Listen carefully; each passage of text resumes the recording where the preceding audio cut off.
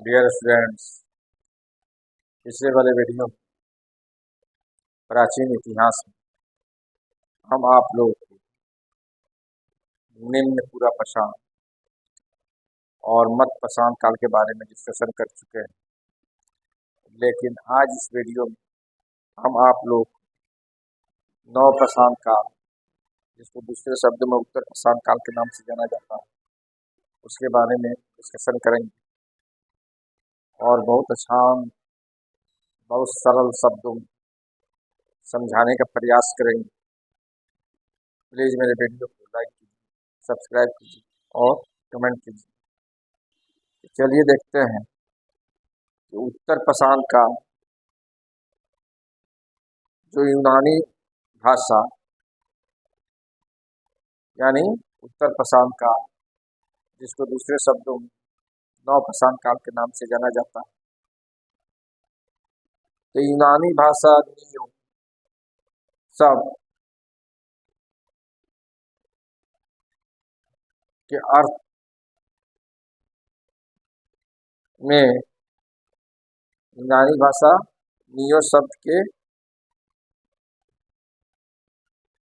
Neo word से नवीन शब्द निकला हुआ है, इसलिए इस काल को नव पाषाण काल के नाम से जाना जाता है। और इस काल की सभ्यता भारत के विशाल क्षेत्र में फैली हुई है। इसका जो काल है 3500 से 1000 ईसा पूर्व तक माना जाता है और माना गया है। तो इस कंटेंट से संबंधित हम आपको कुछ इम्पोर्टेंट कंटेंट का चर्चा करेंगे, जो आपके एग्जाम के लिए काफी लाभप्रद सिद्ध होगा। तो सर्वप्रथम आप लोग यह जानिए कि 1860 ईस्वी में मैसूरियर नामक इतिहासकार ने इस काल का यानी नव पाषाण काल का या उत्तर पाषाण काल का पहली बार प्रस्तर उपकरण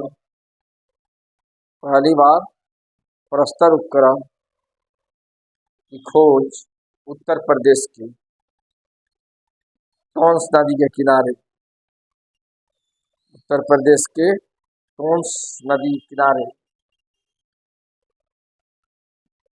खुदाई से प्राप्त की।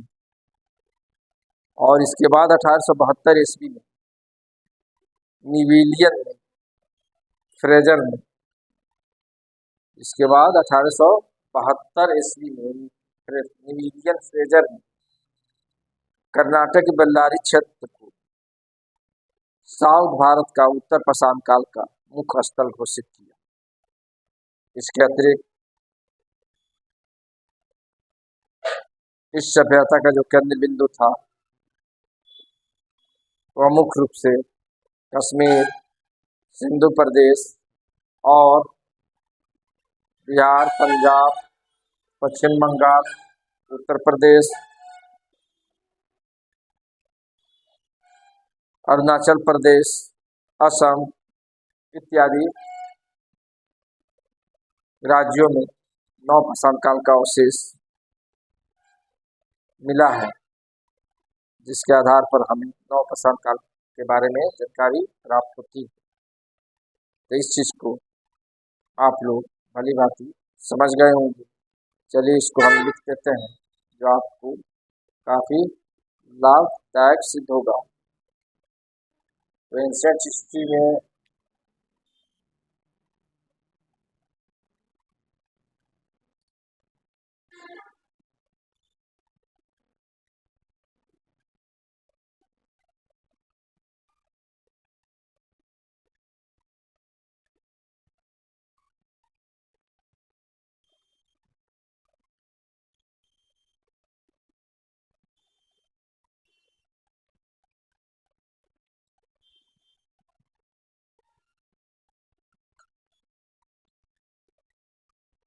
नव पाषाण काल के नाम से जाना जाता है। और ये नौ प्रशांत काल शब्द की उत्पत्ति कहाँ से हुई, तो इस चीज को जानिए कि नौ प्रशांत काल शब्द की उत्पत्ति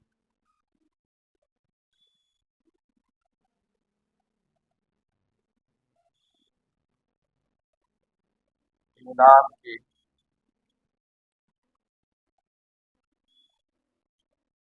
नियो यूनान के नियो शब्द से हुई है, सबसे हुई है, जिसका अर्थ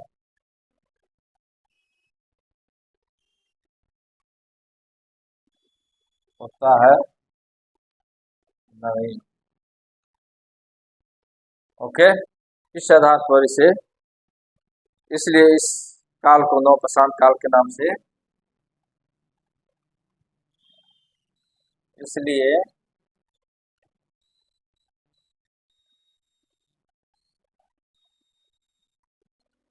इस काल को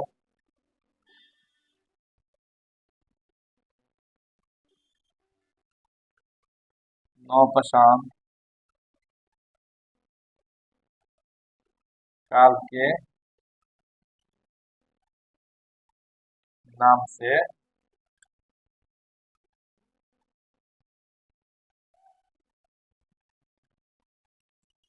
जाना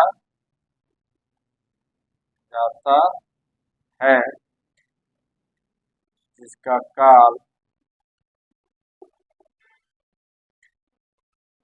3500 ईसा पूर्व की 1000 ईस्वी यानी ईसा पूर्व निर्धारित किया गया।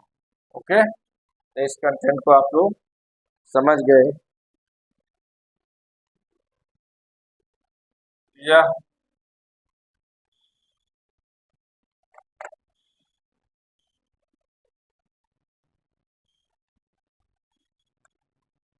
नौ प्रशांत काल भारत के विभिन्न क्षेत्रों में, नौ प्रशांत काल भारत के विभिन्न क्षेत्रों में फैली हुई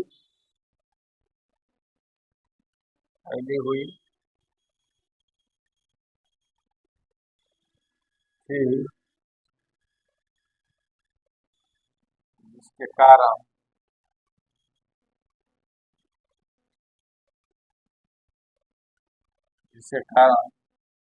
हमें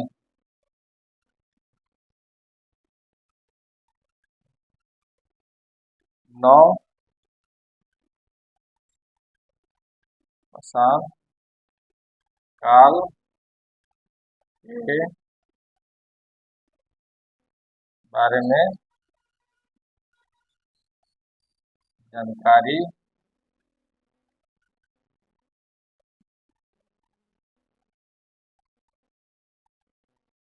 मिलती। ओके, इस कंटेंट को आप लोग समझ गए कि नौ प्रशांत काल की उत्पत्ति यूनान के नियो सबसे हुई है, जिसका अर्थ नवीन होता है। इसलिए इस काल को नौ प्रशांत काल के नाम से जाना जाता है। काल 3500 ईसा पूर्व से 1000 ईसा पूर्व के बीच माना गया है, और नौ प्रशांत काल भारत के विभिन्न क्षेत्रों में फैली हुई थी, जिसके कारण हमें नौ प्रशांत काल के बारे में जानकारी मिलती है। तो वह क्षेत्र कौन कौन है और उसके बारे में इतिहासकारों ने जो खुदाई की और कहाँ कहाँ की वह क्षेत्र जगह कौन है, वह राज्य कौन है, इसके बारे में आप लोग जानिए। तो सर्वप्रथम 1860 ईस्वी में, जाहिर सी बात है, मिशोरियर ने इस काल का प्रथम प्रस्तर उपकरण जो प्राप्त किया, वह उत्तर प्रदेश के टोंस नदी घाटी से प्राप्त किया। तो उत्तर प्रदेश से हमें नौ प्रशांत काल के साक्ष्य मिलता है। इसके बारे में आप लोग समझ गए।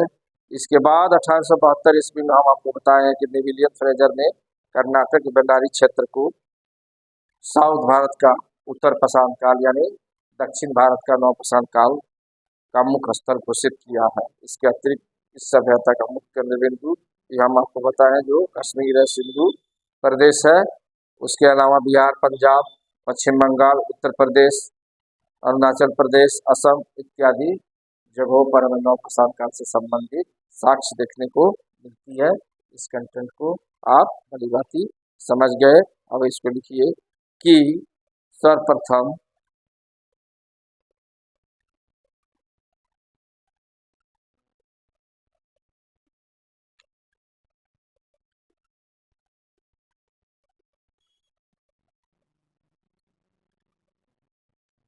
अठारह सौ 60 ईस्वी में, सर्वप्रथम 1860 ईस्वी में मैसूरियर ने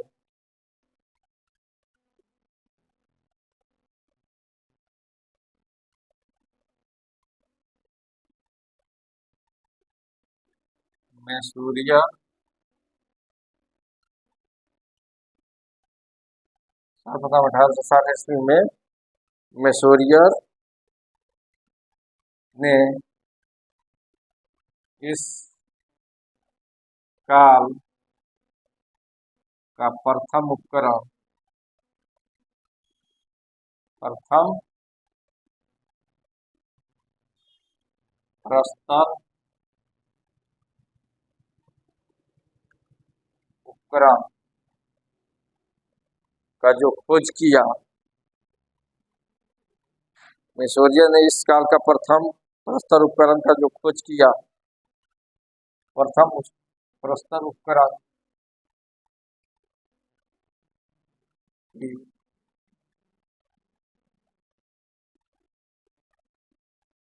खोज की वह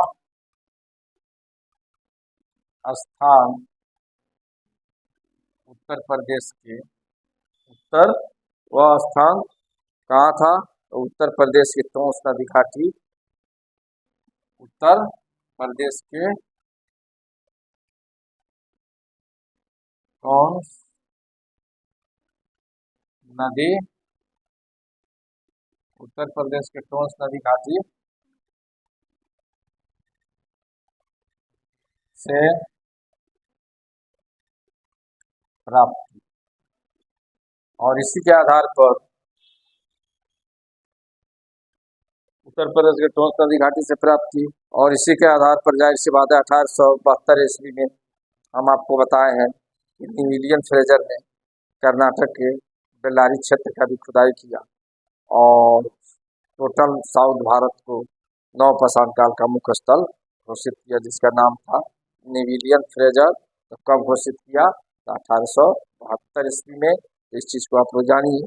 इसके बाद इसके बाद 1872 ईस्वी में नेविलियन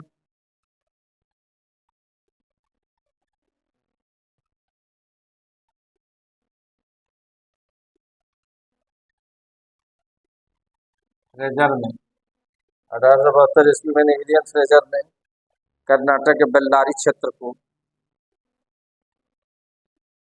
कर्नाटक के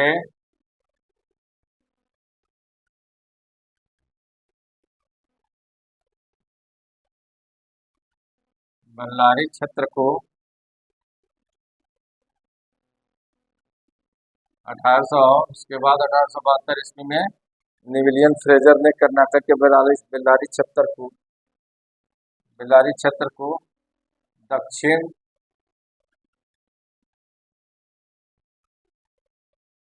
भारत का उत्तर पाषाणकालीन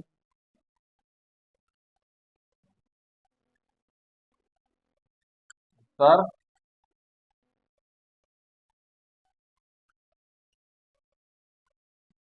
दक्षिण भारत का उत्तर पाषाण काल यानी नौ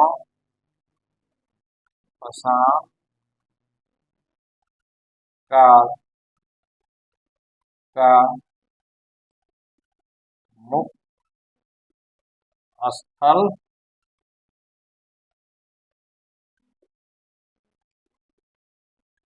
घोषित किया।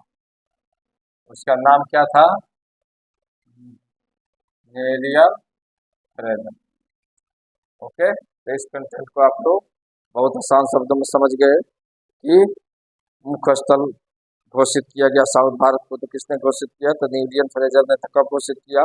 1872 ईस्वी में। और वहां से बहुत सारा एविडेंस की खोज की।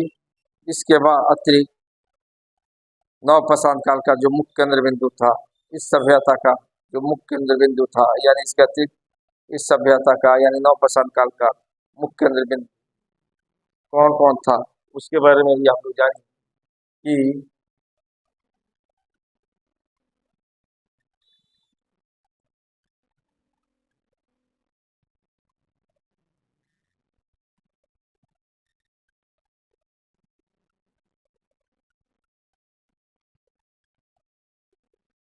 इस सभ्यता का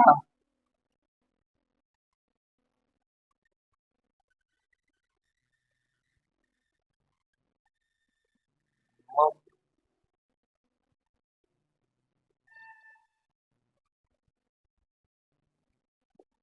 केंद्र बिंदु, इस सभ्यता का मुख्य केंद्र बिंदु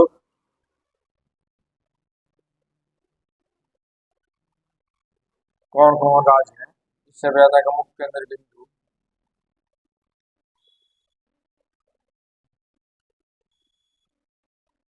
कौन कौन राज्य है? जाहिर सी बात है, कश्मीर, ओके, सिंधु प्रदेश, सिंधु प्रदेश, उसके बाद बिहार, उत्तर प्रदेश, अरुणाचल प्रदेश,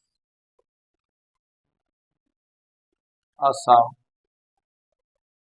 इन सभी राज्यों में असम, वेस्ट बंगाल,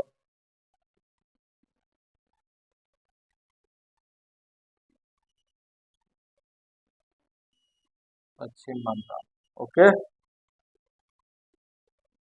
इत्यादि। इन सभी राज्यों का मुख्य केंद्र बिंदु इत्यादि, इन सभी राज्यों में नवपाषाण काल का यह मुख्य केंद्र बिंदु था। तो कौन कौन राज्य था आप लोग जानिए कि कश्मीर 1, सिंधु प्रदेश 2, बिहार 3, उत्तर प्रदेश 4, अरुणाचल प्रदेश 5, असम 6, पश्चिम बंगाल 7। यानी 1, 2, 3, 4, 5, 6, 7, यानी 7 राज्यों में नवपाषाण काल से संबंधित सारी जो एविडेंस है हमको देखने को मिलता है। और इसी के आधार पर हमें नवपाषाण काल के बारे में जानकारी प्राप्त होती है। ओके, तो इस चीज़ को आप लोग भली भांति समझ गए होंगे। अब आते हैं उत्तर पश्चिम काल में। जाहिर सी बात है, चावल की खेती का सबसे प्राचीन साक्ष्य क्वेश्चन आता भी है कि नवपाषाण काल में सबसे खेती का जो साक्ष्य है सबसे प्राचीन, वह कहाँ से मिला है? तो इस चीज़ के बारे में आप लोग जानिए कि उत्तर पश्चिम काल में चावल की खेती का सबसे प्राचीन जो साक्ष्य है वह इलाहाबाद के नज़दीक कोल्डिहवा नामक स्थान से मिलता है, जिसका जो समय 7000 ईसा पूर्व से 6000 ईसा पूर्व के बीच माना जाता है। और इस समय तक जाहिर सी बात है पाषाण कालीन सभ्यता कल्चर काफ़ी विकसित हो चुका था। नवपाषाण काल जिसे कहा जाता है वह भी काफ़ी डेवलप हो चुका था। तो इस चीज़ को भी आप लोग जान जाइए। उत्तर पाषाण काल में उत्तर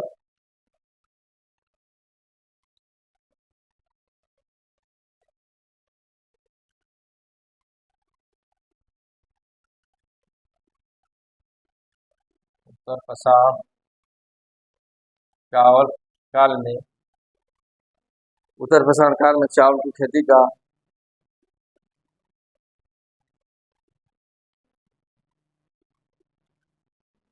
चावल के खेती का सबसे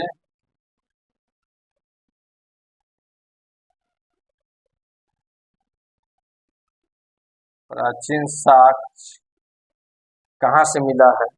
सबसे प्राचीन साक्ष्य कहाँ से मिला है? तो वह है इलाहाबाद के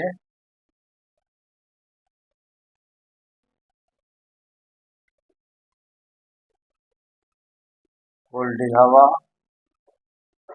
स्थान जो है, स्थल है इलाहाबाद के कुलडीहवा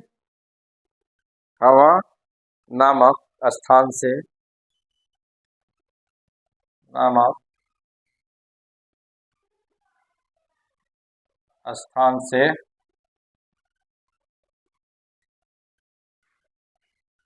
मिलता है।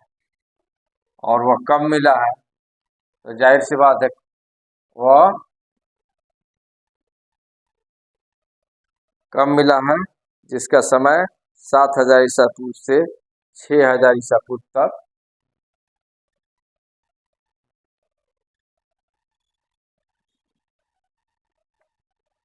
इसका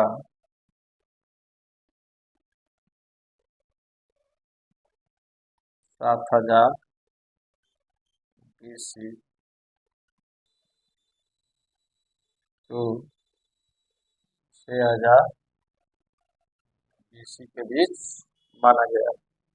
7000 BC to 6000 BC के बीच माना जाता है। इस कंटेंट को भी आप लोग भली भांति समझ गए, इसमें कोई परेशानी नहीं हुई होगी। अब आते हैं, जाहिर सी बात है नेक्स्ट जो है वह नवपाषाण काल में मनुष्य जो है काफ़ी जो है डेवलप कर चुका था और अपना जीवन जो जीने का तरीका है उसमें काफ़ी वह सुधार किया था। यानी खानाबदोशी वाले जीवन से वह धीरे धीरे चेंज होकर एक अस्थायित्वपूर्ण यानी एक स्टेबिलिटी स्थिरता वाली जिंदगी की ओर आकर्षित होने लगा। इस चीज़ को आप लोग समझिए। और नवपाषाण काल में ही जाहिर सी बात है सर्वप्रथम बर्तन बनाने के तकनीक का भी ज्ञान हुआ और वस्त्रों की जगह जाहिर सी बात है नवपाषाण काल में के शुरुआती दौर में जो भी मानव है वस्त्र की जगह यानी अपने जिस्म को ढकने लगे, खालों का प्रयोग करने लगे और धीरे धीरे कपड़ों का भी वह प्रयोग करना शुरू कर दिया। तो वह कब किया? तो नवपाषाण काल में के अंतिम दौर में। तो इस चीज़ को भली बात आप लोग समझिए। अब नवपाषाण काल की जाहिर सी बात है कुछ नवपाषाण काल से संबंधित कुछ एविडेंस जो मिलती है वह कहाँ से मिलती है? तो कुछ पर्वतों पर पर्वत के यानी कंदराओं यानी उसके चोटियों पर और बर्तनों पर चित्रकारी का भी हमें साक्ष्य मिला है, जिसके आधार पर हम कह सकते हैं कि वह कला से भी परिचित थे और चित्रकारी में निपुण थे। कृषि कार्य का जो सर्वप्रथम प्रारंभ हुआ, शुरुआत हुआ तो नवपाषाण का या उत्तरपाषाण का जिसको दूसरे शब्द में कहते हैं वहाँ से हुआ। लेकिन सर्वप्रथम किस स्थान से हुआ, इस प्रश्न पर इतिहासकारों के बीच क्या है? कंट्रोवर्सी है, विवाद है। लेकिन फिर भी 1977 ईस्वी में जो खुदाई हुई उस खुदाई या उस साक्ष्य के जो 1977 ईस्वी में जो खुदाई हुई और उस खुदाई से जो साक्ष्य मिला उस साक्ष्य के आधार पर सिंध और बलूचिस्तान की सीमा पर स्थित कच्छी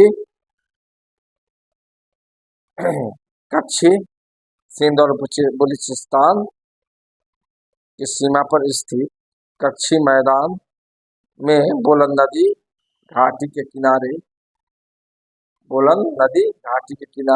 मेहरगढ़ नामक स्थान पर कृषि कार्य का पहला साक्ष्य जो है देखने को मिलता है और उसे कृषि का पहला साक्ष्य जो अगर मिला है सर्वप्रथम तो वह कहाँ से मिला है, बहुत सारा विवादों के बाद तो उसे मेहरगढ़ का नाम आता है। तो मेहरगढ़ कहाँ है, तो मेहरगढ़ जाहिर सी बात है बोलन नदी के किनारे स्थित है और वह सिंध और बलूचिस्तान की सीमा पर स्थित कच्ची मैदान में है। ये बोलन नदी के किनारे मेहरगढ़ नामक स्थान से कृषि कार्य का पहला जो है साक्ष्य मिला। ओके, तो इस चीज को आप लोग भली भांति समझ गए होंगे। अब आते हैं, ये अग्नि का आविष्कार लगभग हो चुका था बहुत पहले और कुंभकारी सर्वप्रथम नवपाषाण काल में ही देखने को मिलती है, जिसे कुम्हारों ने बहुत सारा बर्तनों का इजाद करना शुरू किया, बहुत सारा बर्तन बनाया, मिट्टी का बर्तन, मिट्टी का हर चीज, हांडी, तसला यानी खपरी, तरह तरह के विभिन्न बर्तन का निर्माण किया और खाना पकाकर खाने लगा और अन्न का प्रयोग करने लगा। और जो भी डेवलपमेंट हुआ वह डेवलपमेंट काफी होने लगा। तो कब हुआ, तो नवपाषाण काल में हुआ। इस चीज को आप लोग भली भांति समझ गए होंगे। लेकिन यहाँ क्वेश्चन बनता क्या है कि कृषि कार्य का जो प्रारंभ हुआ वो सर्वप्रथम उत्तर पाषाण काल में तो अवश्य हुआ, लेकिन सर्वप्रथम किस स्थान से कृषि कार्य प्रारंभ हुआ। तो आप लोगों का आंसर होना चाहिए कि सर्वप्रथम किस स्थान से कृषि कार्य प्रारंभ हुआ, जो इतिहासकारों के बीच एक विवाद का विषय बना रहा। तो उस विवाद का विषय जाहिर सी बात है तब खत्म हुआ जब 1977 ईस्वी में जो खुदाई हुई और उस खुदाई के आधार पर जो साक्ष्य मिला वह कहाँ से मिला, सिंध और बलूचिस्तान के सीमा पर से स्थित कच्ची नामक मैदान से जो साक्ष्य मिला। मैदान में कच्ची नामक मैदान में बोलन नदी के किनारे मेहरगढ़ नामक स्थान से वह साक्ष्य मिला, जहाँ से पहली बार कृषि कार्य को करने का पहला साक्ष्य में मेहरगढ़ से मिलता है। किस खुदाई से, तो 1977 के खुदाई से हमें यह पता चलता है कि पहली बार कृषि का मेहरगढ़ से उसकी शुरुआत हुई। अग्नि का आविष्कार हम आपको बता दिए कि हो चुका था, लेकिन कुंभकारी जो है कुम्हारों ने अपने बर्तन का जो इजाद किए वो सर्वप्रथम नवपाषाण काल में ही सबसे ज़्यादा डेवलप हुए। ओके, और बर्तन बनाने का कार्य को किया, जिसके आधार पर मानव यानी अन्न को पकाकर खाने लगा और अन्न का प्रयोग करने लगा और अपना जीवन निर्वाह जो है सही ढंग से करने लगा। और इसी तरह हम आगे पढ़ेंगे। पाषाण काल के बाद खत्म हो गया, नवपाषाण काल भी हम लोग पढ़ चुके और इसके बाद जो है जाहिर सी बात है इससे रिलेटेड जो इम्पोर्टेंट क्वेश्चन है उसके बारे में हम आप लोगों को बताएंगे नेक्स्ट वीडियो में। अगर वीडियो अच्छा लगे तो लाइक कीजिए, सब्सक्राइब कीजिए और कमेंट कीजिए। Okay, thanks.